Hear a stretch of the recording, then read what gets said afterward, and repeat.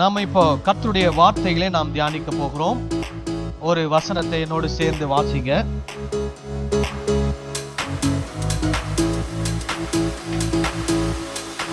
இன்றைக்கும் வேதத்திலே தவறாக புரிந்து கொள்ளப்பட்ட வேத வசனம் என்ற தலைப்பிலே ஒரு வசனத்தை நாம் தியானிக்க போகிறோம். 1 தீமோத்தேயு 2வது அதிகாரம் 11-12 வசனங்களை வாசிக்கலாம். ஸ்திரீயானவள் எல்லாவற்றிலும் அடக்கமுடையவளாயிருந்து அமைதலோடு கற்றுக்கொள்ள கடவள். உபதேசம் பண்ணவும் புருஷன் மேல் அதிகாரம் செலுத்தவும் ஸ்திரீயானவளுக்கு நான் உத்தரவு கொடுக்கிறதில்லை. அவள் அமைதலாக இருக்க வேண்டும். ஹல்லேலூயா. சோ இங்க யாரை டார்கெட் பண்றாங்க? ஸ்திரீகள், பெண்மணிகள். சோ சபையில் இருக்கக்கூடிய ஸ்திரீகளை பத்தி தான் அப்போஸ்தலனாகிய பவுல் என்ன பண்ணுகிறார்? பேசுகிறார். சோ இந்த வசனத்தை வைத்து பவுல் என்ன சொல்ல வருகிறார்? இன்னைக்கு நிறைய பேரு இத சரியாக புரிந்து கொள்ளாததுனால திருச்சபைகள்ல நிறைய தவறான போதனைகள் சொல்லப்பட்டு அந்த போதனைகள் மூலமாக அந்த மாதிரியான வழக்கங்கள் திருச்சபைகளில் காணப்படுகிறது. அதாவது இந்த வசனம் நம்ம ஏற்கனவே உங்களுக்கு சொல்லியிருக்கிறேன், முதல் நூற்றாண்டிலே எழுதப்பட்ட சபைக்கு என்ன பண்ணப்பட்டது? எழுதப்பட்ட வசனம். சரி, இந்த சபை எந்த சபை அப்படின்னு சொல்லி பார்த்தீங்கன்னா, அதே 1 தீமோத்தேயுல இதுல இருக்கக்கூடிய தகவல்களை வைத்து நம்ம என்ன பண்றோம்? இதை கண்டுபிடிக்கிறோம். அதாவது 1 தீமோத்தேயு 1ஆம் அதிகாரம் 4ஆம் வசனத்தை வாசிப்போம். நான் மக்கதோனியாவுக்கு போகும்போது உன்னை எபேசு பட்டணத்தில் இருக்க வேண்டிக் கொண்டபடியே செய்வாயாக. அப்போ தீமோத்தேயுவுக்கு பவுல் என்ன சொல்றாரு? நீ எங்க இருக்கணும்?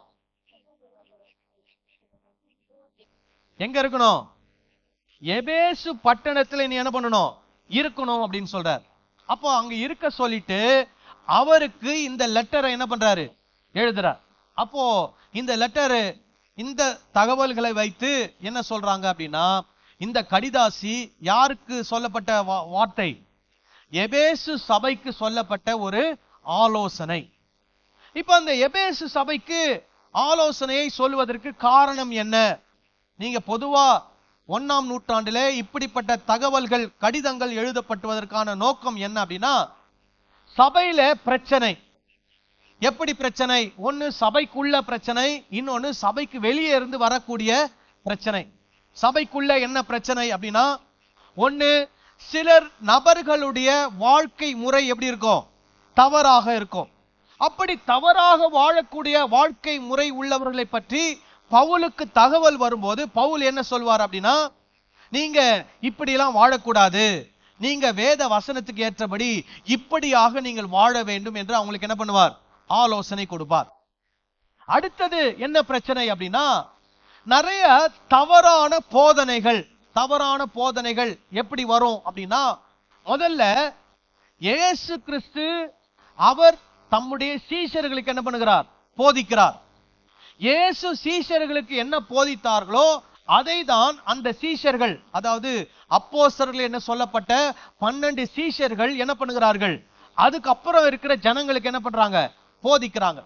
அப்போ சீஷர்கள் கிட்ட இருந்து வரக்கூடிய போதனைகள் எல்லாம் சரியான போதனை. இப்போ சீஷர்கள் அல்லாதவர்கள் சிலர் என்ன பண்ணுகிறார்கள்? போதிக்கும் போது அங்க என்ன போதனை வருகிறது? தவறான போதனைகள் வருகிறது. ஏன்னா அவங்க நேரடியா இயேசு கிட்ட என்ன பண்ணல? கேட்கல. வேற யாருக்கிட்ட இருந்து என்ன பண்ணிருக்கிறாங்க? கேட்டிருக்கிறாங்க. அதை சபையில என்ன பண்றாங்க? போதிக்கிறாங்க. அப்போ இயேசு சொன்னதுல சில தவறான கருத்துக்களையும் இணைத்து என்ன பண்றாங்க? சபையில என்ன பண்றாங்க? சொல்லி கொடுக்குறாங்க. இது ஒரு தவறான போதனை. இன்னொரு தவறான போதனை என்ன அப்படின்னா, அந்த ஊர்ல இருக்கக்கூடிய சில தத்துவங்கள், அந்த ஊர்ல இருக்கக்கூடிய சில வழக்கங்கள், அல்லது அந்த நபர்கள் எந்த பின்னணியிலிருந்து ரட்சிக்கப்பட்டு வந்திருக்கிறாங்களோ அந்த பின்னணியில் இருக்கக்கூடிய சில உபதேசங்களை எங்க கொண்டு வராங்க? சபைக்குள்ள கொண்டு வந்து வைக்கிறாங்க. இப்போ நீங்க இந்த காலகட்டத்துல கூட நீங்க பாத்தீங்கன்னா, கேரளா இருந்து ஒருத்தர் என்ன பண்றாரு, ஸ்ரீலங்காவுக்கு போறார். ஸ்ரீலங்காவுக்கு போய் அங்க அவர் இங்கிருந்து போகும்போதே இயேசுவை ஏற்றுக்கொண்டாரான்னு தெரியல, அல்லது அங்க போய் ஏத்துக்கிட்டாரான்னு தெரியல. ஆக மொத்தம் அவரு ஆண்டவரை ஏற்றுக்கொண்டு ஸ்ரீலங்காவில் இருக்கிறார். அப்ப இருக்கும்போது அவர் என்ன ஆகுறாரு, அவர் போய் நிறைய பேருக்கு என்ன பண்றாரு, ஊழியம் செய்து ஒரு ஸ்தாபனத்தை உருவாக்குகிறார். அந்த ஸ்தாபனத்துக்கு பேர் என்னன்னா சிலோன் பென்டிகாஸ்டல் மிஷன், அது சிபிஎம் அப்படின்னு சொல்லுவாங்க. அப்போ அந்த காலங்கள்ல நிறைய பேர் என்ன ஆகுறாங்க, இயேசு கிறிஸ்துவை ஏற்றுக்கொண்டு அந்த திருச்சபையில அந்த ஸ்தாபனத்துல வந்து இணைகிறார்கள். அப்போ அதுல பெரும்பான்மையானவர்கள் யார் அப்படின்னு பாத்தீங்கன்னா புத்த மதத்தை சேர்ந்தவர்கள். விளங்குதா நான் சொல்றது? அப்போ புத்த மதத்திலிருந்து வந்தவர்கள் யாருடைய போதனை ஏற்று நடக்கணும்? இயேசுடைய போதனை ஏற்று நடக்கணும். ஆனா அவங்க இயேசு கிறிஸ்துவை பின்பற்றி கிறிஸ்தவத்துக்குள்ள வந்தாலும் யாருடைய போதனையின்படி நடக்கிறாங்கன்னா புத்தருடைய போதனையின்படி நடக்கிறாங்க. அப்படின்னா என்ன? ஆசைகளை என்ன பண்ண வேண்டும்? துறக்க வேண்டும். இப்ப நீங்க புத்த பிச்சுகள் எல்லாம் பாத்தீங்கன்னா என்ன பண்ணிருப்பாங்க, ஒரு காவில ட்ரெஸ் போட்டிருப்பாங்க, எல்லாரும் ஒரே மாதிரி ட்ரெஸ் போட்டிருப்பாங்க, முடிய ஒட்ட வெட்டி இருப்பாங்க, யாருக்குமே என்ன இருக்காது, மீசையும் இருக்காது, தாடியும் இருக்காது. பார்த்திருக்கிறீங்களா? புத்த பிச்சுகளா மீசை இருக்காது, தாடி இருக்காது, ரொம்ப ஷார்ட்டா முடி வெட்டிருப்பாங்க, ஒரே மாதிரியான கலர்ல என்ன பண்ணிருப்பாங்க, ட்ரெஸ் போட்டிருப்பாங்க. ரொம்ப டாம்பிகமா இருக்க மாட்டாங்க, செருப்பு போட மாட்டாங்க, வாட்ச் கட்ட மாட்டாங்க, நகை அணிய மாட்டாங்க. அவங்க படுக்கிற இடம் வந்து ரொம்ப சாதாரண பாயில தான் படுத்திருப்பாங்க, சாதாரண உணவு தான் சாப்பிடுவாங்க. இந்த மாதிரி ரொம்ப துறவி போன்ற ஒரு வாழ்க்கை. இப்போ அந்த புத்த மதத்துல இருந்த இப்படிப்பட்ட கொள்கைகள் எங்க கொண்டு வந்துட்டாங்க? கிறிஸ்தவத்துக்குள்ள கொண்டு வந்து என்ன உபதேசம்? திருமணம் பண்ணக்கூடாது. அவங்க காவி துணி போட்டாங்க, இவங்க என்ன துணி? ஒயிட் அண்ட் ஒயிட்ல போடணும். அவங்க ஷார்ட்டா முடி வெட்டியிருந்தாங்க, அதனால நம்மளும் என்ன பண்ணணும், ஷார்ட்டா முடி வெட்டிக்கணும். அவங்க மீச தாடி வைக்க மாட்டாங்க, அதனால நம்மளும் என்ன பண்ணணும், மீச தாடி வைக்க கூடாதுன்னு சொல்லி வேத வசனத்துல இல்லாத போதனைகளை, இல்லாத சடங்காச்சாரங்களை எங்க இருந்து கொண்டு வந்துட்டாங்க? அந்த புத்த மதத்துல இருந்து கிறிஸ்தவத்துக்குள்ள கொண்டு வந்து அதை எல்லாரும் என்ன பண்ண வச்சுட்டாங்க? பின்பற்றும்படியாக செய்து விட்டார்கள். இது இப்ப நடந்த விஷயம். இதே மாதிரி அந்த காலத்துல என்ன நடக்குது? இதே மாதிரி நடக்குது. அப்போ அந்த காலத்துல என்ன தத்துவம்னா கிரேக்க தத்துவம், கிரேக்க கொள்கைகள், கிரேக்க மதங்களிலே பின்பற்றக்கூடிய சடங்காச்சார முறைகள், இவைகள் எல்லாம் எங்க கொண்டு வந்துட்டாங்க? கிறிஸ்தவத்துக்குள்ள, சபைக்குள்ள கொண்டு வந்துட்டாங்க. சோ இப்படிப்பட்டதான பிரச்சனைகளை தான் அப்போஸ்தலனாகிய பவுல் என்ன பண்றாரு? தம்முடைய நிருபங்கள் மூலமாக சரி செய்வதற்கு முயற்சி செய்கிறார். அவைகளில் ஒன்றுதான் இப்போ நம்ம வாசித்த வசனம் கூட. சரிங்களா? சரி, இப்ப இந்த சபையில என்ன பிரச்சனை இருந்தது? ஏன் பெண்களை வந்து அவர் வந்து உபதேசம் பண்ணக்கூடாது அப்படின்னு அவர் ஏன் சொல்றாரு? நீங்க பாத்தீங்கன்னா இந்த வசனங்களை எடுத்துக்கொண்டு இன்றைக்கு இருக்கக்கூடிய திருச்சபைகள்ல என்ன பண்றாங்கன்னா, ஒரு சில சபைகள்ல பெண்கள் எந்த விதமான செயல்பாடுகளிலும் என்ன பண்ணக்கூடாது, ஈடுபடக்கூடாது. எங்க? சபைக்குள்ள. சபைக்குள்ள பெண்களுக்கு என்ன இல்ல, எந்த ஒரு ரோலும் கிடையாது அப்படின்னு ஒரு சில சபைகள் என்ன பண்றாங்க, அதை பின்பற்றுகிறார்கள். அதனால அந்த மாதிரியான சபைகள்ல பெண்கள் என்ன பண்ண முடியாது, புல்பிட் மேல வந்து நிக்க முடியாது, இந்த பிளவர் டெக்கரேஷன் பண்ண முடியாது, கம்யூனியனுக்கு வந்து ஹெல்ப் பண்றதுக்கு எதுவும் பண்ண முடியாது, கொயர்ல பாட முடியாது, வசனத்தை சொல்ல முடியாது, எந்த ஒரு வேலையும் செய்ய முடியாது. அவங்க என்ன பண்ணணும், வரணும், உட்காரணும், அட்டன் பண்ணணும், சர்வீஸ் அட்டன் பண்ணணும், பிரசங்க கேட்கணும், அப்புறம் என்ன பண்ணிடணும், போயிடணும். இது ஒரு சில சபைகள்ல நடக்குது. ஒரு சில சபைகள் என்ன சொல்றாங்க, இல்ல இல்ல அது அப்படிலாம் நம்ம இருக்கக்கூடாது, பெண்களை வந்து எதுக்கு பயன்படுத்தலாம்னா சிறுவர் ஊழியங்களுக்கு பெண்களை என்ன பண்ணலாம், பயன்படுத்தலாம். அதனால பெண்கள்லாம் என்ன பண்ணணும், சண்டே கிளாஸ் நடத்தணும். அதே மாதிரி பெண்கள் மீட்டிங் நடக்கும் போது அதுல அவங்க என்ன பண்ணலாம், வேத வசனங்களை அவங்க கற்றுக் கொடுக்கலாம், அவங்க பாட்டு பாடலாம், ஆராதனை நடத்தலாம் அப்படின்னு இன்னொரு சபையார் சொல்றாங்க. சோ அந்த சபைகள்ல என்ன பண்ணுவாங்க, அவங்க சொல்றபடி சண்டே கிளாஸ், பெண்கள் மீட்டிங்ல என்ன பண்ணுவாங்க, பெண்களை பயன்படுத்துவாங்க. அது ரெண்டாவது குரூப். மூணாவது குரூப் என்ன சொல்றாங்க, இல்லங்க அப்படி இல்ல, வேதத்துல பெண்கள்லாம் உதவி ஊழியர்களாக என்ன பண்ணி இருக்கிறாங்க, இருந்திருக்கிறாங்க.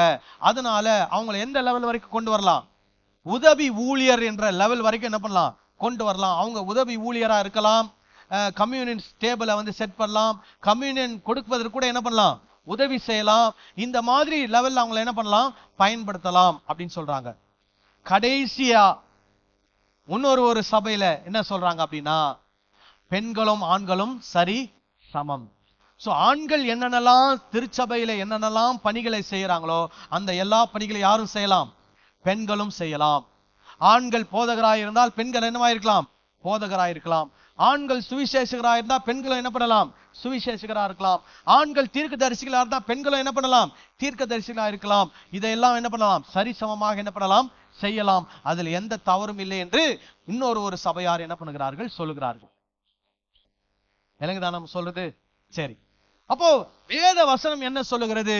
இன்னைக்கு இயேசு கிறிஸ்துடைய காலத்துல பாத்தீங்கன்னா இயேசு எல்லாரும் எப்படிதான் ட்ரீட் பண்ணார், ஒரே மாதிரிதான் ட்ரீட் பண்ணார். அவர் ஆண்கள் பெண்கள்லாம் என்ன பண்ணல, வித்தியாசம் பிரித்து பார்க்கவில்லை. அப்போ இயேசு எப்படி ஜனங்களை நடத்தினாரோ அது போலதான் திருச்சபையில் என்ன பண்ணணும், நாம் நடத்த வேண்டும். ஆண் பெண் என்று என்ன பண்ணக்கூடாது, வித்தியாசம் காட்டக்கூடாது. ஒரு ஆமேன் சொல்லலாமா? ஹல்லேலூயா.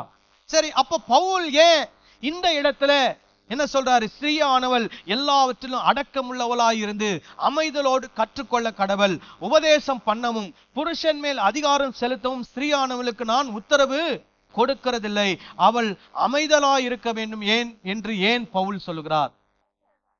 ஏன்னா காரணம், அந்த திருச்சபையில் என்ன இருக்குது, தவறான ஒரு போதனை என்ன பண்ணப்படுகிறது, கற்றுக் கொடுக்கப்படுகிறது. அது ஒரு முக்கியமான காரணம். என்ன காரணம்ன்றத அந்த அடுத்த சில வசனங்கள் மூலமாக நாம் தெரிந்து கொள்ளலாம். சரி, அதுக்கு முன்னாடி இந்த சபையினுடைய பேக்ரவுண்ட்ல பவுல் ஒரு காரியத்தை சொல்றார்.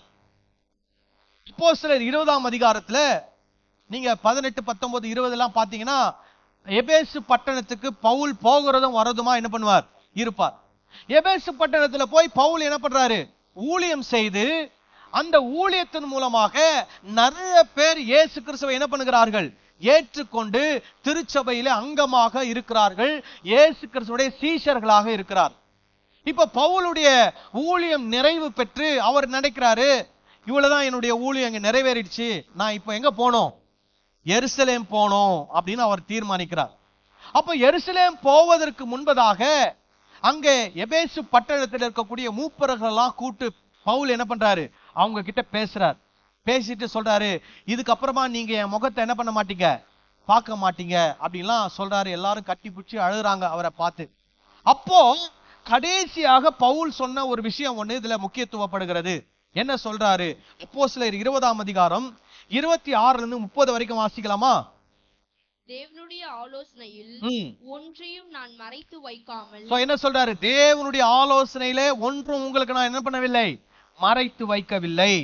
எல்லாவற்றையும் உங்களுக்கு அறிவித்தபடியினாலே எல்லாருடைய இரத்த பழிக்கும் நீங்கி நான் சுத்தமாய் இருக்கிறேன் என்பதற்கு உங்களை இன்றைய தினம் சாட்சிகளாக வைக்கிறேன். சோ யாருடைய இரத்த பழிக்கும் நான் என்ன இல்ல, காரணம் கிடையாது. ஏன்னா நான் சொல்லிக் கொடுக்க வேண்டிய எல்லாத்தையும் என்ன பண்ணிட்டேன், சொல்லி கொடுத்துட்டேன். அதே போலதான் இங்கேயும் என்னால எனக்கு தெரிந்த எல்லாத்தையும் உங்களுக்கு என்ன பண்ணிட்டு இருக்கிறேன், சொல்லி கொடுத்து கொண்டிருக்கிறேன். நீங்கள் ஆண்டவர் வரும்போது எனக்கு இது தெரியாது அது தெரியாதுன்னு என்ன பண்ண முடியாது, சொல்ல முடியாது. பத்தாததுக்கு கையில என்ன இருக்குது, பைபிள் இருக்குது. அதையும் சொல்றேன், பைபிளை என்ன பண்ணுங்க, படிங்க படிங்க படிங்கன்னு சொல்லிட்டு தான் இருக்கிறேன். சரி, ஓகே. அப்புறம் என்ன சொல்றாரு, ஆகையால் உங்களை குறித்தும் தேவன் தம்முடைய சுய ரத்தத்தினாலே சம்பாதித்து கொண்ட தமது சபையை மேய்ப்பதற்கு பரிசுத்த ஆவி உங்களை கண்காணிகளாக வைத்த மந்தை முழுவதையும் குறித்தும் எச்சரிக்கையாயிருங்கள். ஒரு எச்சரிக்கையை கொடுக்கிறார். எதை குறித்து எச்சரிக்கையா இருக்கணுமா, ஆண்டவர் தம்முடைய சுய ரத்தத்தினாலே சம்பாதித்து கொண்ட தமது சபை. இந்த சபை யாருடைய சபை, கிறிஸ்துவின் சபை. இந்த சபைக்காக நான் ரத்தம் சிந்தினா சொல்லுங்க, உங்க யாருக்காவது நான் ரத்தம் சிந்தி இருக்கிறேனா?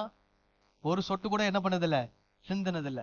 சோ யார் உங்களுக்காக ரத்தம் சிந்தி இருக்கிறா, இயேசு உங்களுக்காக ரத்தம் சிந்தி இருக்கிறார், எனக்காகவும் ரத்தம் சிந்தி இருக்கிறார். அப்போ நம்ம யாருடைய சபை, இயேசு கிறிஸ்துனுடைய சபை. சரி, அப்போ அவர் சொல்றாரு, தம்முடைய சுய ரத்தத்தினாலே சம்பாதித்து கொண்ட தமது சபையை மேய்ப்பதற்கு பரிசுத்த ஆவி உங்களை கண்காணிகளாக வைத்த. அப்போ அந்த மந்தையை மேய்ப்பதற்கு ஒரு சிலரை ஆண்டவர் பரிசுத்த ஆவியானவர் என்ன வச்சிருக்கிறாரு? கண்காணிகளாக வைத்திருக்கிறார். ஹல்லேலூயா. அது போல இந்த மந்தையை மேய்க்க என்ன பண்ணிருக்கிறாரு? கண்காணியா வைத்திருக்கிறார். அப்போ பவுல் சொல்றாரு, இந்த மந்தை முழுவதை குறித்து எப்படி இருக்கணுமா? எச்சரிக்கையா இருக்கணும். அதே மாதிரிதான் நானும் இந்த மந்தை குறித்து எப்படி இருப்பேன்? எச்சரிக்கை இருப்பேன். ஏன் எச்சரிக்கையா இருப்பேன் அப்படின்னா, நான் போன பின்பு, பாருங்க என்ன சொல்றாரு, நான் போன பின்பு. பவுல் இருக்கிற வரைக்கும் அங்க எந்த பிரச்சனைக்கும் என்ன கிடையாது? இடம் கிடையாது. யாரும் பவுலை மீறி என்ன பண்ண முடியாது? ஒன்னும் பண்ண முடியாது. ஆனா பவுல் என்ன பண்ணி ஆகணும்? பெர்மனண்டா அங்கே இடம் பண்ண முடியாது, உட்கார முடியாது. அவர் சிலர் கையில அதை பொறுப்பு கொடுத்துட்டு என்ன பண்ணணும்? போகத்தான் வேணும். அப்போ அவர் பொறுப்பு கொடுத்துட்டு போகும்போது அவர் சொல்றாரு, நான் போன பின்பு மந்தையை தப்ப விடாத கொடிதான ஓநாய்கள் உங்களுக்குள்ளே வரும். உங்களிலும் சிலர் எழும்பி, எங்க சபைக்குள்ளவே சிலர் என்ன பண்ணுவாங்களாம்? எழும்பி சீஷர்களை எங்க இழுத்துக் கொள்வாங்களாம்? தங்களிடத்தில் இழுத்துக் கொள்வார்கள். இப்போ இவ்வளவு நாள் சீஷர் யார் இடத்துல இருந்தாங்க? யோசிச்சு சொல்லுங்க. கிறிஸ்துவனிடத்தில் இருந்தார்கள். கிறிஸ்துவனிடத்தில் இருந்தவர்களை என்ன பண்ணுவாங்க? தங்களிடத்தில் என்ன பண்ணுவார்கள்? இழுத்துக் கொள்வார்கள். இழுத்துக் கொள்ளும்படி என்ன பண்ணுவாங்களாம்? மாறுபாடானவைகளை போதிப்பார்கள் என்று அறிந்திருக்கிறேன். அப்போ கிறிஸ்தவ விட்டு ஒருவரை எது பிரிக்கும்? மாறுபாடான போதனை. அதனாலதான் போதனை ரொம்ப ரொம்ப முக்கியம். நீங்க யாருடைய பிரசங்கத்தை கேட்கிறீங்க, யாரு சொல்றதெல்லாம் கேட்டுட்டு இருக்கிறீங்க என்பது ரொம்ப ரொம்ப முக்கியம்.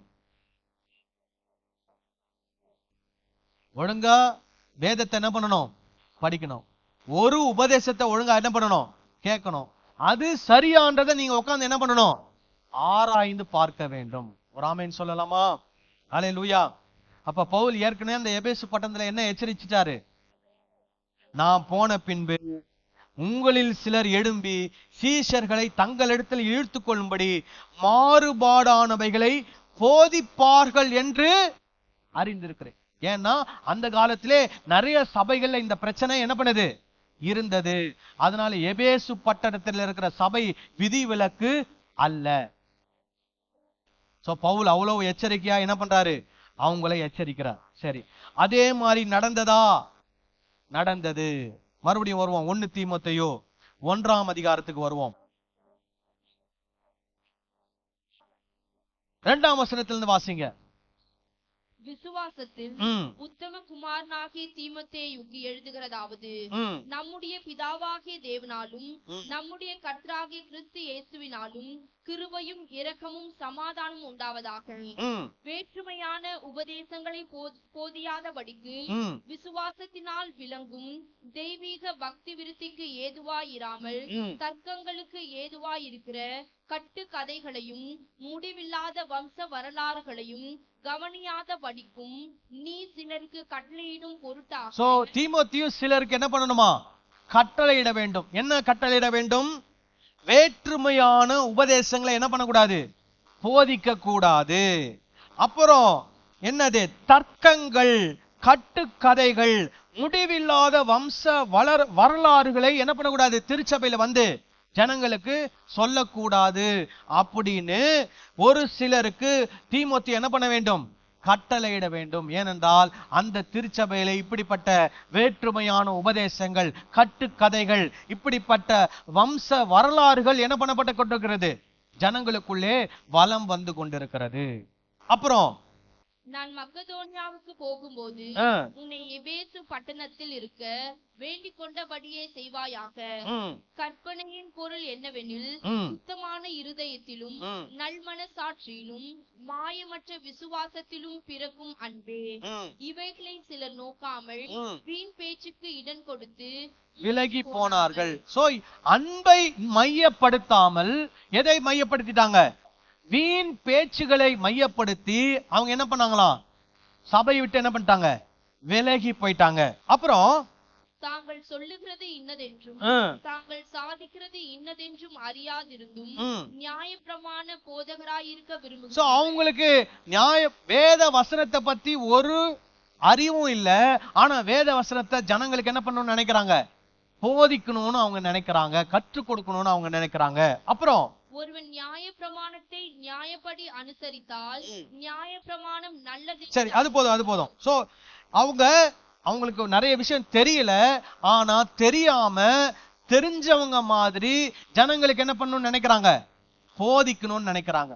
சோ அப்படிப்பட்ட நபர்கள்ல 2 நபர்களுடைய பெயரை அப்போஸ்தலனாகிய பவுல் இந்த இடத்துல சொல்றாரு. 19-20 வாசிங்க.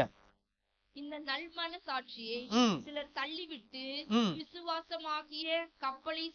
விசுவாசமாகிய கப்பலை என்ன பண்ணிட்டாங்களாம்? சேதப்படுத்திட்டாங்களா? எதை தள்ளிட்டாங்க? நல் மனசாட்சியை தள்ளிட்டு விசுவாசத்தை என்ன பண்ணிட்டாங்க? சேதப்படுத்திட்டாங்க. அதுல 2 பேர் யாருன்னா இமனேயும் அலெக்சாந்தரும். அப்படிப்பட்டவர்கள் அவர்கள் தூஷியாதபடி சிட்சிக்கப்பட அவர்களை சாத்தானிடத்தில் என்ன பண்ணேன்? ஒப்பு கொடுத்தேன் அப்படின்னு சொல்றார். அப்படின்னா என்ன அர்த்தம்னா, சாத்தானிடத்துல ஒப்பு கொடுத்துட்டேன்னா அவங்க 2 பேரையும் பிடிச்சு சாத்தான் கையில கொடுத்துட்டேன் அப்படி இல்ல. அவங்கள சபையை விட்டு என்ன பண்றேன்? வெளியேற்றம் பண்ணுகிறேன். அவர்களை எக்ஸ்கம்யூனிகேட் பண்றேன். இனிமேல் அவங்க இந்த சபையில அவங்க என்ன பண்ணக்கூடாது? வரக்கூடாது. ஏன்னா அவங்க சபையில என்ன உண்டாக்குறாங்க? குழப்பத்தையும் மாறுபாடான காரியங்களையும் பேசி சபையில பிரிவினைகளையும் குழப்பங்களையும் என்ன பண்ணுகிறார்கள்? உண்டு பண்ணுகிறார்கள். சரி, என்னென்னலாம் பேசுனாங்க? என்னெல்லாம் ஏற்கனவே நம்ம பார்த்திருக்கிறோம். மாறுபாடான உபதேசங்கள், வீண் கதைகள், வம்ச வரலாறுகள், தர்க்கங்கள் அப்படின்னு கட்டுக்கதைகள் இதெல்லாம் பார்த்தோம். அதே மாதிரி இன்னும் ஒரு சிலதை குறிப்பா சொல்றாரு. 4ஆம் அதிகாரத்தை எடுத்துக்கொள்வோம். அதே வேத பகுதி 4ஆம் அதிகாரம் 1 வாசிங்க. ஆகிலும் ஆவியானவர் வெளிப்படையாய் சொல்லுகிறபடி பிற்காலங்களிலே மனசாட்சியில் சூடுண்ட பொய்யருடைய மாயத்தினாலே சிலர் வஞ்சிக்கிற ஆவிகளும் பிசாசுகளின் உபதேசங்களுக்கு செவி கொடுத்து விசுவாசத்தை விட்டு விலகி போவார். இங்க என்ன சொல்றாரு? அவங்க மனசாட்சியிலே சூடுண்ட பொய்யர். அப்படின்னா என்ன அர்த்தம்? அவங்க மனசாட்சிக்கு எதிராக என்ன பண்றாங்க? செயல்படுறவங்க. அவங்க மனசாட்சி சொல்றது நீ சொல்றது தப்பு அப்படின்னு சொல்லுது. ஆனாலும் இவங்க என்ன பண்றாங்க? அந்த தப்பு தான் ஜனங்களுக்கு என்ன பண்றாங்க? சொல்லி கொடுக்கறாங்க. அப்புறம் பாருங்க, அவங்க என்ன பண்றாங்களாம்? வஞ்சிக்கிற ஆவிகளுக்கும் பிசாசுகளின் உபதேசங்களுக்கும் என்ன பண்றாங்களாம்? செவி கொடுத்து விசுவாசத்தை விட்டு என்ன பண்ணுகிறாங்களாம்? விலகி போனார்கள். இவங்க சொல்ற உபதேசம் என்ன தெரியுமா? அடுத்து வாசிங்க. விவாகம் பண்ணாதிருக்கவும். என்ன பண்ணக்கூடாது? கல்யாணம் பண்ணக்கூடாது. போதனை அந்த காலத்திலே. இந்த காலத்துல என்ன சொல்றாங்க? நீ ஆண்டவருக்கு நீ உண்மையான பக்தியா இருக்கணும்னா, ஆண்டவருக்கு உண்மையா உன்னுடைய பரிசுத்தத்தை நீ காட்டணும்னா நீ என்ன பண்ணக்கூடாது? கல்யாணம் பண்ணக்கூடாது. ஆனா ஆண்டவர் தான் கல்யாணத்தை என்ன பண்ணாரு? ஏற்படுத்தினார். ஆதாமுக்கு ஏவாளை உண்டு பண்ணது யாரு? ஆண்டவர் தான். அப்ப ஆண்டவருக்கு எப்படி கல்யாணம் பிரியமில்லாத ஒன்றாக போகும்? அப்படி கல்யாணம் பண்ணாதவங்க எப்படி இன்னும் ஆண்டவரை பிரியப்படுத்த முடியும்? அல்லது இன்னும் அதிக பரிசுத்தமா வாழ முடியும்? அது ஒரு கேள்விக்குறியான ஒரு விஷயம். அப்போ இந்த தவறான போதனையை போதித்தவர்கள் என்ன சொல்லியிருக்கிறாங்கன்னா, முதல் காரியம் என்ன பண்ணக்கூடாதான்? கல்யாணம் பண்ணக்கூடாது. 2வது என்ன சொல்றாங்க? விசுவாசிகளும் அறிந்தவர்களும் ஸ்தோத்திரத்தோட அனுபவிக்கும்படி தேவன் படைத்த போஜன பதார்த்தங்களை விலக்கவும் வேண்டும் என்று அந்த பொய்யர் கட்டளையிடுவார். என்ன பண்றாங்களாம்? போஜன பதார்த்தங்களை என்ன பண்ணணுமா? விலக்கணும். போஜன பதார்த்தங்கள்னா எல்லாம் கிடையாது, அவங்க சிலது வச்சிருக்கிறாங்க லிஸ்ட்ல. சோ அந்த லிஸ்ட்ல இருக்கக்கூடிய சில போஜன பதார்த்தங்களை என்ன பண்ணக்கூடாது? சாப்பிடக்கூடாது. அதனால நீ அதை சாப்பிட்டால் அது உனக்கு நன்மை என்ன பண்ணாது? கொடுக்காது. ஆனா பவுல் என்ன சொல்றாரு? ஆண்டவர் படைத்த எல்லாமே என்னதான்? நல்லது. ஆண்டவர் படைத்த ஆணும் நல்லது, ஆண்டவர் படைத்த பெண்ணும் நல்லது, ஆண்டவர் படைத்த போஜனம் எல்லாம் நல்லது. அதை எப்படி சாப்பிடணும், எப்படி எடுத்துக்கொள்ளணும்? ஸ்தோத்திரத்தோடு என்ன பண்ணணும்? சாப்பிடணும். அப்புறம் பாருங்க, தேவன் படைத்ததெல்லாம் நல்லதாய் இருக்கிறது, ஸ்தோத்திரத்தோட ஏற்றுக்கொள்ளப்படுமாகில் ஒன்றும் தள்ளப்படத்தக்கது அல்ல, அது தேவ வசனத்தினாலும் ஜபத்தினாலும் பரிசுத்தமாக்கப்படும். அல்லேலூயா. அப்ப கல்யாணம் பண்ணிக்கிறதும் நல்லது, எந்த உணவை சாப்பிட்டாலும் அது என்னது? நல்லது. அதை நீங்க எப்படி பண்றீங்க? ஸ்தோத்திரத்தோடு தேவ வசனத்தோடு அதை என்ன பண்றீங்க? பரிசுத்தமாக்கி பாக்குறீங்க. சோ இதுதான் என்ன எபேசு பட்டணத்துல வந்த ஒரு தவறான போதனை. இப்போ இன்னைக்கு இருக்கக்கூடிய காலகட்டங்கள்ல ஏகப்பட்ட தவறான போதனைகள் இந்த உலகத்துல வலம் வந்து கொண்டிருக்கிறது. நீங்க பாத்தீங்கன்னா இந்தியாவில் சென்னையில சில இடங்கள்ல சிரிப்பின் அபிஷேகம் கேள்விப்பட்டிருக்கிறீங்களா? என்ன அபிஷேகம்? சிரிப்பின் அபிஷேகம். ஆண்டவர் ஒவ்வொருவரையும் ஆனந்த தைலத்தினால என்ன பண்றாராம்? அபிஷேகம் பண்றாராம். அப்படின்னா என்ன? சபையே உட்கார்ந்து என்ன பண்ணிட்டு இருப்பாங்க? சிரிச்சுக்கிட்டு இருப்பாங்க. அப்படியே சபையே சிரிச்சுட்டே இருக்கும். அப்படியே கக்க பக்கான்னு சிரிப்பாங்க. சேர்ல இருந்து கீழே உருண்டு உருண்டு உருண்டு சிரிப்பாங்க. நின்னு அப்படியே தள்ளாடி சிரிப்பாங்க. பாஸ்டர் ஒவ்வொருத்தர் தலையிலும் கை வச்சு என்ன பண்ணுவாரு? ரிசீவ் ரிசீவ் ரிசீவ்னுவாரு. என்ன ரிசீவா? ஆனந்தத்தை இன்னும் என்ன பண்ணுமா? அந்த அபிஷேகத்தை இன்னும் பெற்றுக்கொள்ளணுமா? அந்த மாதிரி ஒரு கூத்து எங்க நடந்துருக்கிறது? சென்னையில நடந்து கொண்டிருக்கிறது. வெளிநாடுகள்ல, அந்த குறிப்பான இடத்தை நான் சொல்ல விரும்பல, வெளிநாட்டுல ஒரு போதகர் என்ன சொல்றாரு? கர்த்தர் நம்மை புல்லுள்ள இடங்களிலே மேய்க்கிறார் அப்படின்னு சங்கீதத்துல என்ன பண்ணப்பட்டிருக்குது? சொல்லப்பட்டிருக்குது. அதனால சபையில என்ன வச்சிருக்கிறோம்? புல் வச்சிருக்கிறோம். எல்லாரும் புல் எடுத்து என்ன பண்ணுங்க? சாப்பிடுங்க. எல்லாரும் புல் எடுத்து சாப்பிட்டுட்டு என்ன பண்ணுமா? வேத வசனத்தை என்ன பண்ணுமா? நிறைவேற்றணுமா.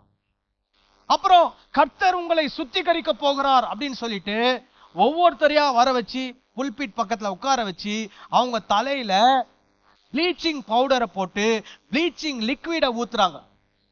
என்னவா? கர்த்தர் அவங்களை என்ன பண்றாராம்? சுத்திகரிக்கிறாராம்.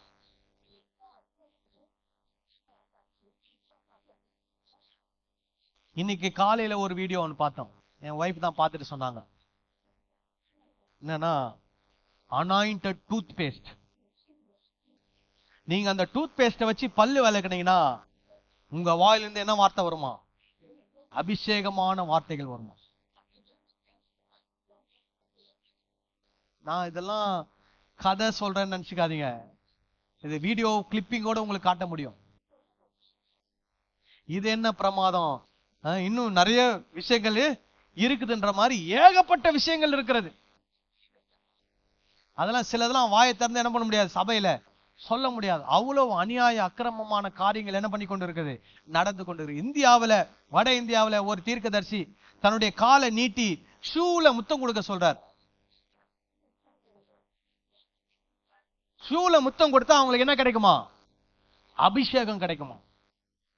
அப்புறம் சிலரை லைனா வர சொல்றாரு. வர சொல்லிட்டு ஒரு பாட்டில்ல ஸ்ப்ரே பண்றாரு. இது என்னவா? அனாயிண்டிங் ஆயிலாம். அவங்க அப்படி வர வர என்ன பண்றாரு? ஸ்ப்ரே பண்றாரு.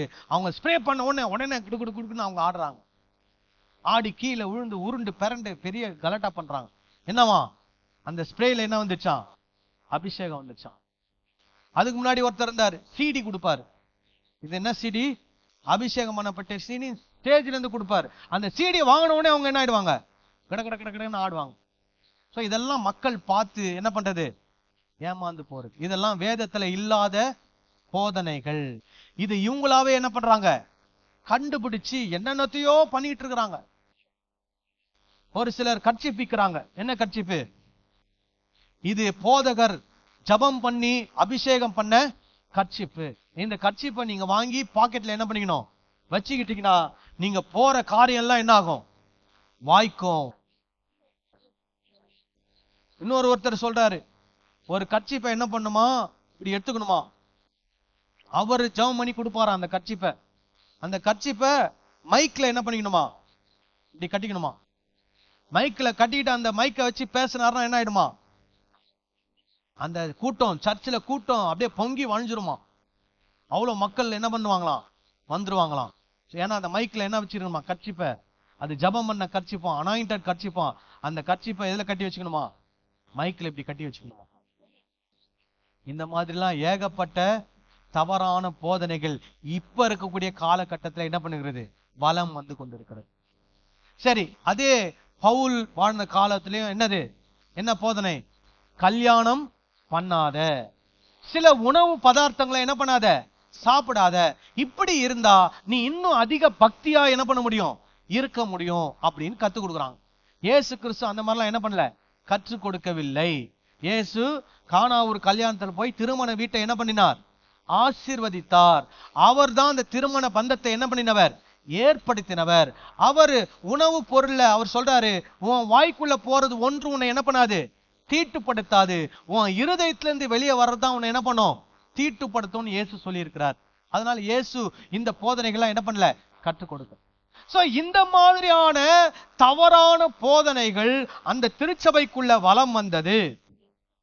அப்படி வலம் வரும்போது அதுல ஒரு சில பெண்மணிகள் என்ன பண்றாங்கன்னா, அந்த தவறான போதனையை கற்றுக்கொண்டு அவர்களும் அந்த திருச்சபையில் என்ன பண்றாங்க, அதை மற்றவர்களுக்கு என்ன பண்றாங்க, போதிக்கிறாங்க, சொல்றாங்க. இத கேள்விப்பட்ட பவுல் தான் என்ன சொல்றாரு, என்ன சொல்லிட்டார்? ஒரேடியா ஸ்ரீயானவள் எப்படி இருக்கணும்? வாசிங்களா அந்த வசனத்தை? எல்லாவற்றிலும் அடக்கமுடையவளாயிருந்து அமைதலோடு கற்றுக்கொள்ள வேண்டும். அப்படின்னா என்ன சொல்ல வராரு? முதல்ல சரியான காரியங்களை, போதனைகளை நீ என்ன பண்ணு, கற்றுக்கொள்ளு அப்படின்னு சொல்றார். அப்போ இன்னைக்கு திருச்சபைகளை ஸ்திரீகள் போதிக்கலாமா, பிரசங்கம் பண்ணலாம்? தாராளமா என்ன பண்ணலாம். அதை பண்ணுவதற்கு முன்பதாக அவங்க என்ன பண்ணணும்? கற்றுக்கொள்வதற்கு நேரத்தை என்ன பண்ண வேண்டும்? ஒதுக்கி வேத வசனங்களை முறையாக என்ன பண்ண வேண்டும்? கற்றுக்கொள்ள. இப்ப அது ஆண்களானாலும் சரி, பெண்களானாலும் சரி. இன்னைக்கு ஆண் போதகர்னால அவர் எல்லாமே கத்துக் கொடுக்கிறாரா? இல்ல.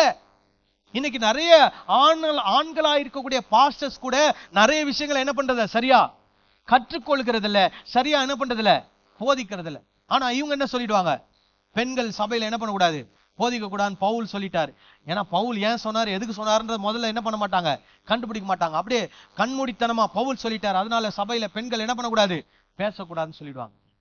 அப்போ பெண்களானாலும் சரி, ஆண்களானாலும் சரி, அவங்க மற்றவங்களுக்கு போதிப்பதற்கு முன்பதாக, உபதேசிப்பதற்கு முன்பதாக நிதானமாக, பொறுமையாக, முறையாக வேத வசனங்களை என்ன பண்ண வேண்டும், கற்றுக்கொள்ள வேண்டும். அது வரைக்கும் எப்படி இருக்கணும், அமைதியா இருக்கணும். சரி, அடுத்தது என்ன சொல்றாரு? உபதேசம் பண்ணவும், புருஷன் மேல் அதிகாரம் செலுத்தவும் ஸ்திரீயானவளுக்கு நான். சோ அவங்க என்ன பண்றாங்க, உபதேசம் பண்ணி, அதாவது தவறான உபதேசங்களை என்ன பண்ணுகிறார்கள், பண்ணுவது மாத்திரமல்ல, அந்த உபதேசத்தின் மூலமாக புருஷர்களை அல்லது தன்னுடைய கணவன்மார்களை அவர்கள் என்ன பண்ணுகிறார்கள், அவர்கள் மேல் அதிகாரம் என்ன பண்ணுகிறார்கள், செலுத்துகிறார்கள். இதுக்கெல்லாம் காரணம் என்னது, அந்த தவறான உபதேசம். அதனாலதான் அந்த சபையில் இருக்கக்கூடிய பெண்களுக்கு சொல்றாரு, நீங்க என்ன பண்ணுங்க, அமைதலா என்ன பண்ணுங்க, கற்றுக்கொள்ளுங்க. நீங்க என்ன பண்ணாதீங்க, உபதேசம் பண்ணாதீங்க அப்படின்னு நான் என்ன பண்றேன், உங்களுக்கு என்ன சொல்றேன், புத்தி சொல்றேன்னு சொல்றாரா? என்ன சொல்றேன், நான் உத்தரவு கொடுக்கிறது இல்லை, உங்களுக்கு நானு அனுமதியை கொடுக்க மாட்டேன். ஏன்னா நீங்க எல்லாம் என்ன பண்ணிட்டு இருக்கிறீங்க, தவறான உபதேசங்களை சபையில என்ன பண்ணிக்கிட்டு இருக்கிறீங்க, போதித்து கொண்டிருக்கிறீங்க. அதனால அப்படிப்பட்ட பெண்களுக்கு இந்த சபையிலே பேசுவதற்கு நான் என்ன கொடுக்கவில்லை, உத்தரவு கொடுக்கவில்லை. சரி, மற்ற சபைகள்ல பவுல் இப்படி சொல்லி இருக்கிறாரா? மற்ற சபைன்னு சொல்லும் போது இன்னொரு சபையிலும் இப்படி சொல்லி இருக்கிறார். ஏன் சொன்னார், அதையும் நம்ம பார்த்துருவோம். 1 கொரிந்தியர் 14வது அதிகாரம் 34-35 வசனம். கொரிந்து பட்டணத்துல இருந்த சபையில என்ன சொல்றாரு?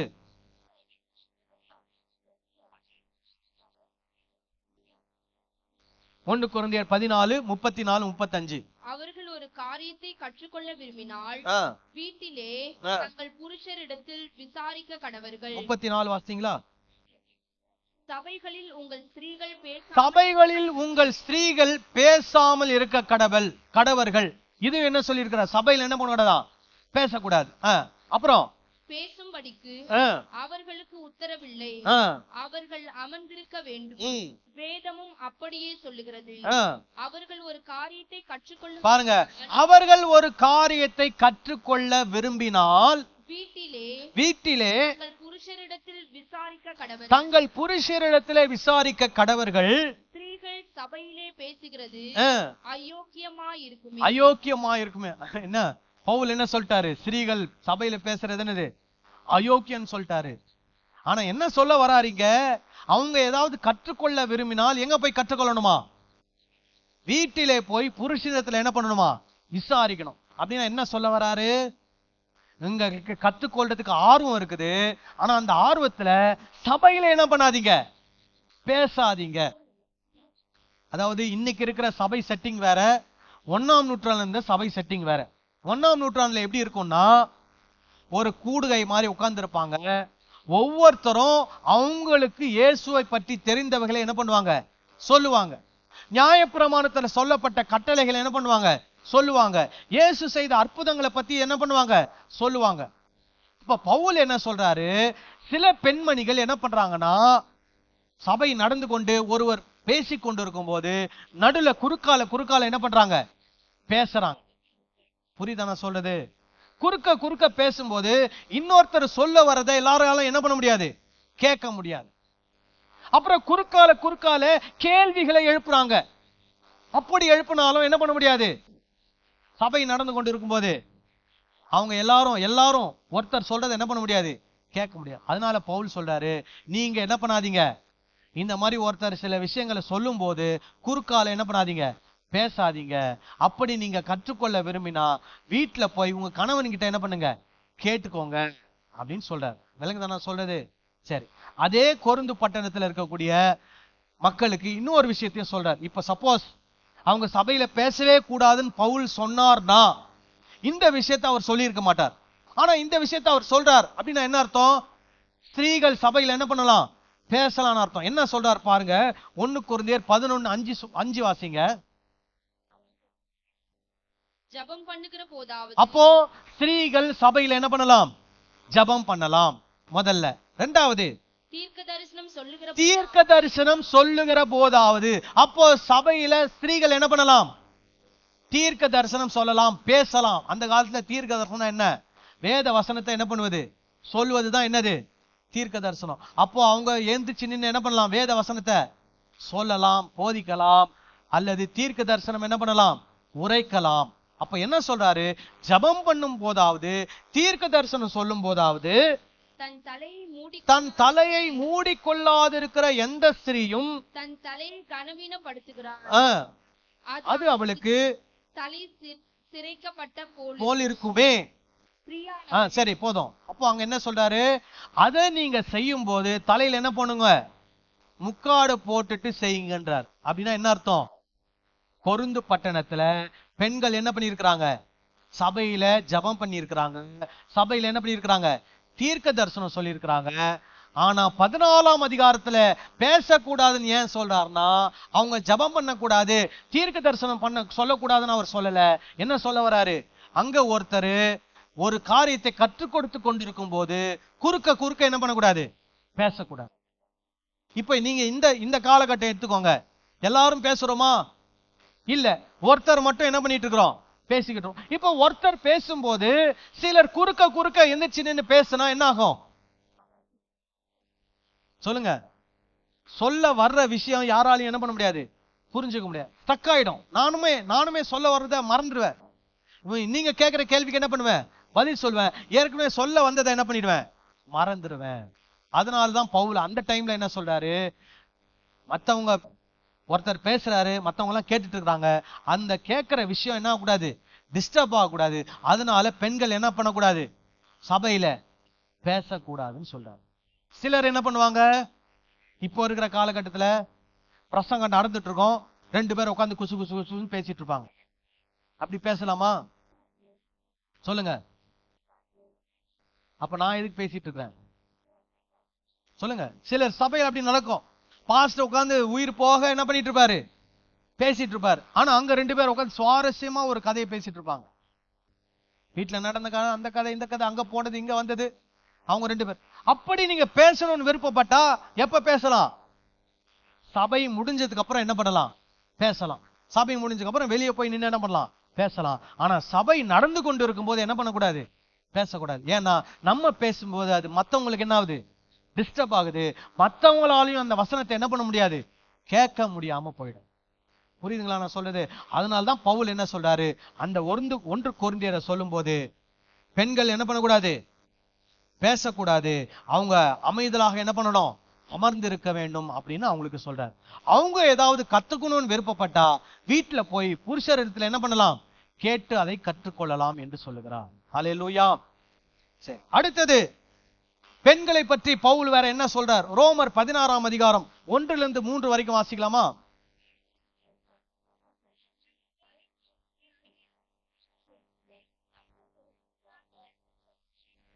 ரோமர் 16 1 - 3. கெங்கிரேயா ஊர் சபைக்கு ஊழியக்காரியாகிய, அப்போ ஒரு சபைக்கு ஒரு அம்மா என்னவா இருந்திருக்கிறாங்க? ஊழியக்காரி அம்மாவா இருந்திருக்கிறாங்க. அவங்க தான் அந்த சபைக்கு என்ன வந்தாங்க? பாஸ்டரா இருந்தாங்க. எப்போ? 1ஆம் நூற்றாண்டுலயே. சோ பவுல் அந்த அம்மாவை பாராட்டுறாரு. என்னன்னு சொல்றாரு? கெங்கிரேயா ஊர் சபைக்கு ஊழியக்காரியாகிய நம்முடைய சகோதரி பெபேயாளை நீங்கள் கர்த்தருக்குள் பரிசுத்தவான்கள் கேற்றபடி ஏற்றுக்கொண்டு எந்த காரியத்தில் உங்கள் உதவி அவளுக்கு தேவையா இருக்கிறதோ அதிலே நீங்கள் அவளுக்கு உதவி செய்ய வேண்டும் என்று அவளை உங்களிடத்தில் ஒப்புவிக்கிறேன். அவள் அநேகருக்கும் எனக்கும் கூட ஆதரவா இருந்தவள். சரி, அப்ப இந்த பெபேயாள் என்ற சகோதரிக்கு என்ன பண்ணுமா? எல்லாரும் சப்போர்ட்டிவா இருக்கணும். ஏன்னா ஒரு சிலர் என்ன நினைக்கிறாங்க, அவங்க பெண்ணு, அவங்க ஆணா இருந்தா கூட என்ன பண்ணலாம்? சபையில கூட இருந்து அவங்களுக்கு உதவி செய்யலாம். இவங்க பெண்ணா இருக்கிறாங்களே, இவங்களுக்கு எப்படி நம்ம உதவியா இருக்கிறது? அப்ப பவுல் சொல்றாரு, எல்லாரும் ஏற்றுக்கொள்ளுகிறது போல அவங்களும் என்ன பண்ணணும்? ஏற்றுக்கொள்ளுங்க. பாருங்க அந்த இடத்துல கரெக்டா சொல்றாரு பாருங்க. நீங்கள் கர்த்தருக்குள் பரிசுத்தவான்களுக்கு ஏற்றபடி ஏற்றுக்கொண்டு, பரிசுத்தவான்களுக்கு ஏற்றபடி என்ன பண்ணணுமா? ஏற்றுக்கொண்டு. அப்படின்னா எப்படி ஆண் அப்போஸ்தலர்களை, ஆண் ஊழியர்களை ஏற்றுக்கொண்டு அவர்களுக்கு ஒத்தாசையாய் உதவியாய் இருக்கிறீர்களோ, அது போல இந்த பெண் ஊழியக்காரியையும் நீங்கள் என்ன பண்ண வேண்டும்? ஏற்றுக்கொண்டு அவர்களுக்கு, அந்த ஊழியக்காரிக்கு எந்த விதத்திலெல்லாம் நீங்க உதவியா இருக்க முடியுமோ அந்த விதத்திலாம் நீங்க என்ன பண்ணுங்க? அவங்களுக்கு உதவி செய்யுங்கன்னு சொல்ற. அப்போ பவுல் பெண்கள் சபையில பேசக்கூடாதுன்னா இந்த அம்மாவை என்ன பண்ணிருக்க மாட்டாரு? அப்ரிஷியேட் பண்ணிருக்க மாட்டாரு. இந்த அம்மாவுக்கு எல்லாரும் உதவி செய்யுங்கன்னு என்ன பண்ண மாட்டாரு? ஜனங்களை ரிக்வெஸ்ட் பண்ண மாட்டார். அப்ப பவுலுடைய நோக்கம் என்ன கிடையாது? பொதுவா எந்த சபையிலும் எந்த பெண்களும் பேசக்கூடாதுன்றது பவுலுடைய நோக்கம் கிடையாது. அடுத்தது பாருங்க 3வது வசனம். கிறிஸ்து இயேசுவுக்குள் என் உடன் வேலையாட்களாகிய பிரிஸ்கில்லாவையும் ஆக்கில்லாவையும் வாழ்த்துங்கள். இவங்க யாரு? கணவன் மனைவி. Priscilla, Aquila. பிரிஸ்கில்லான்றது பெண், ஆக்கில்லான்றது யாரு? ஆண். இவங்க 2 பேரும் சேர்ந்து நிறைய ஊழியங்களை என்ன பண்ணிருக்கிறாங்க? செஞ்சிருக்கிறாங்க. அப்போ அந்த இடத்துல அந்த பெண்மணியையும் அந்த கணவனையும் பவுல் என்ன பண்ணுகிறார்? வாழ்த்துகிறார். அந்த இடத்துல என்ன சொல்லல, எப்பா ஆக்கில்லா நீ மட்டும் என்ன பண்ணு, ஊழியம் செய், உன் மனைவியில என்ன பண்ணக்கூடாது, கூட்டு போக கூடாதுன்னு அப்படின்னு அவர் சொல்லல. அவங்க 2 பேரையும் பவுல் என்ன பண்ணுகிறார்? வாழ்த்துகிறார். அவர்களுடைய ஊழியத்தை அவர் என்ன பண்ணுகிறார்? அங்கீகரிக்கிறார். இவங்க தான் யாருன்னா, ஒரு சூழ்நிலையில அப்போலோ என்ற வேத சமர்த்தனுக்கு இவங்க என்ன பண்றாங்க? நிறைய விஷயத்த சொல்லி கொடுக்குறாங்க. அப்போஸ்தலர் அது எழுதப்பட்டிருக்கிறது. அப்போலோ என்ற ஒரு சுவிசேஷகன், ஒரு நல்ல வேதத்தை சாதுரியமாய் பிரசங்கம் பண்ணக்கூடியவனுக்கே யார் கத்துக் கொடுக்கிறா? ஆக்கில்லாவும் பிரிஸ்கில்லாவும் கத்துக் கொடுக்குறாங்க. இன்னொரு அதே ரோமர் 16ஆம் அதிகாரம் 7ஆம் வசனத்துல ஒருத்தரை பத்தியும் சொல்றாரு. வாசிக்க. அப்போஸ்தலருக்குள் பெயர் பெற்றவர்களும் எனக்கு முந்தி கிறிஸ்துவுக்குள்ளானவர்களும் என் இனத்தாரும் என்னுடனே கூட காவலில் கட்டுண்டவர்களுமாய் இருக்கிற அன்றோனிக்கையும் யூனியாவையும் வாழ்த்துங்கள். அன்றோனிக், யூனியா இவங்க கூட யாரா? ஒரு கணவன்மையாக இருக்கலாம் அப்படின்னு சொல்றாங்க. இவங்க எப்போ வந்தவங்க கிறிஸ்துவுக்குள்ளனா, பவுல் வருவதற்கு முன்பதாகவே என்ன பண்ணவங்களாம்? வந்து இந்த ஊழியத்தை செய்து கொண்டிருக்கிறவர்கள். அப்போ பவுல் சொல்றாரு, இவர்கள் என் இனத்தார், என்னோடு கூட காவலில் என்ன பண்ணவங்களாம்? கட்டுண்டு இருந்தவர்கள், இவர்களை நாங்கள் வாழ்த்துங்கள் அப்படின்னு சொல்றாரு. அவங்கள பவுல் என்ன பண்றாரு? அங்கீகரிக்கிறார். சோ காரியத்தின் கடைப்பொருள் என்ன? What is the conclusion? பெண்கள் சபையில பேசலாமா பேசக்கூடாதா? தாராளமா பேசலாம். பெண்கள் உபதேசம் பண்ணலாமா பண்ணக்கூடாதா? தாராளமா பண்ணலாம். என்ன பண்ணணும்? அதுக்கு முன்னாடி முறையா வேதத்தை என்ன பண்ணணும்? கற்றுக்கொண்டு அவங்களுக்கு இருக்கக்கூடிய சந்தேகங்களை சரி செய்து கொண்டு வேத வசனத்தை பற்றிய ஒரு நல்ல அறிவை பெற்றுக்கொண்டு அதன் பின்பு என்ன பண்ணலாம்? போதிக்கலாம். இது பெண்களுக்கு மட்டும் அல்ல, ஆண்களுக்கும் சேர்த்துதான். போதிக்கிறதுக்கு முன்னாடி என்ன பண்ணணும்? நமக்கு நிறைய விஷயங்களை சரியாக கற்றுக்கொண்டு புரிந்து கொண்டு அதுக்கப்புறமா மற்றவர்களுக்கு என்ன பண்ணணும்? கற்றுக் கொடுக்க வேண்டும். ஹல்லேலூயா. இல்லைன்னா நம்ம என்ன ஆயிடுவோம்? தவறான போதனைகளை போதிப்பதில் நாமும் ஒரு நபராக மாறிவிடுவோம். தவறான உபதேசங்களை போதிப்பதில் நாமும் ஒரு நபராக என்ன ஆயிடுவோம்? மாறிவிடுவோம். அதுதான் எங்க நடந்தது? எபேசுவில நடந்தது. அதுதான் பவுல் தீமோத்தி மூலமா என்ன பண்றாரு? அந்த மாறுபாடான போதனைகள், மாறுபாடான உபதேசங்கள் சபைக்குள்ள அநேகர் மூலமாக வருகிறது. அதுவும் குறிப்பாக சில பெண்கள் மூலமாக என்ன பண்ணுகிறது? வருகிறது. அதனால பவுல் சொல்றாரு, இந்த பெண்கள் என்ன பண்ணக்கூடாது? சபையில பேசக்கூடாது. பேசுவதற்கு நான் அவங்களுக்கு என்ன கொடுக்கல? உத்தரவு கொடுக்கலன்னு சொல்றாரு. ஆனா கொரிந்து பட்டணத்துல இருக்கிற பெண்கள் என்ன பண்ணி இருக்கிறாங்க? பேசியிருக்கிறாங்க. ரோமருக்கு எழுதின நிருபத்துல பெபேயாள் என்ற ஒரு பெண்மணி என்ன பண்ணி இருக்கிறாங்க? ஊழியக்காரியாக இருந்திருக்கிறாங்க. ஆக்கில்லா பிரிஸ்கில்லால் என்ன பண்ணி இருக்கிறாங்க? ஊழியம் செய்திருக்கிறாங்க. அது போல இன்னொருத்தர் அந்த்ரோனிக்கு அப்புறம் யூனியா அப்படின்றவங்க என்ன பண்ணி இருக்கிறாங்க? தம்பதிகளாக ஊழியம் செய்திருக்கிறாங்க. அப்போ பெண்களும் திருச்சபையில் என்ன பண்ண முடியும்? ஊழியம் செய்ய முடியும், பேச முடியும். ஆனால் அவர்கள் எல்லாவற்றையும் கற்றுக்கொண்டு அதன் பின்பதாக சரியான உபதேசங்களை ஜனங்களுக்கு என்ன பண்ண வேண்டும்? கற்றுக் கொடுத்து போதிக்க வேண்டும். இதுதான் இந்த வசனத்தினுடைய சரியான அர்த்தம். எல்லாரும் எழுந்து ஜெபம் பண்ணலாமா?